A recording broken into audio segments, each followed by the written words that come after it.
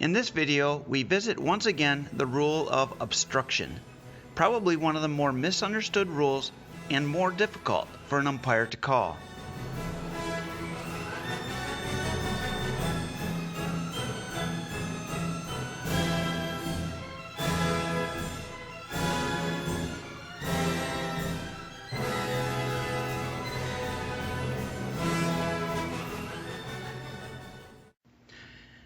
Baseball obstruction and interference rules are in part made in an attempt to avoid collisions between runners and fielders.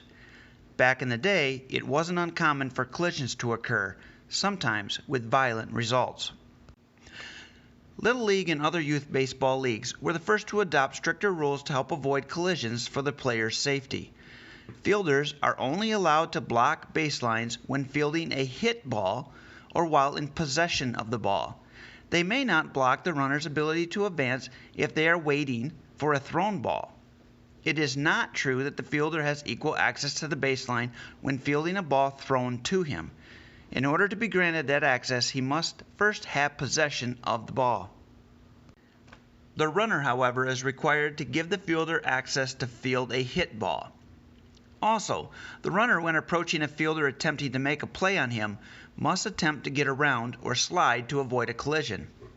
There is no must slide rule in any youth league I'm aware of, and Little League specifically prohibits its local leagues from adopting a must slide requirement.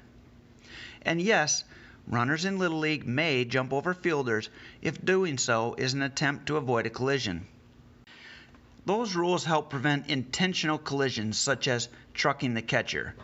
The runner never has the right to intentionally run over a fielder. Major League Baseball has now also adopted the same rule as Little League, and given the amount players are paid these days, you can imagine why owners would want to adopt such rules. Now, understanding this, we see a play at first base, the one base where most baseball collisions still occur.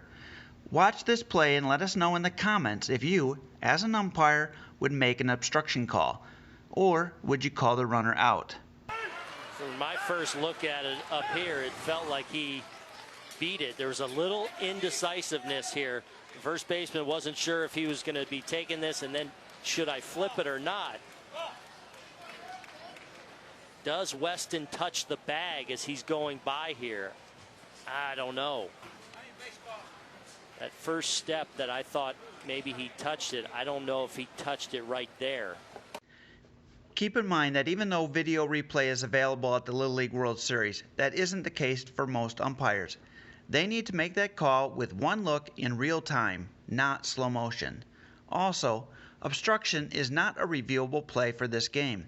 The coaches may not ask the umpires to review the video to see if obstruction occurred. You, however, have the replay and the slow motion, so what is your call?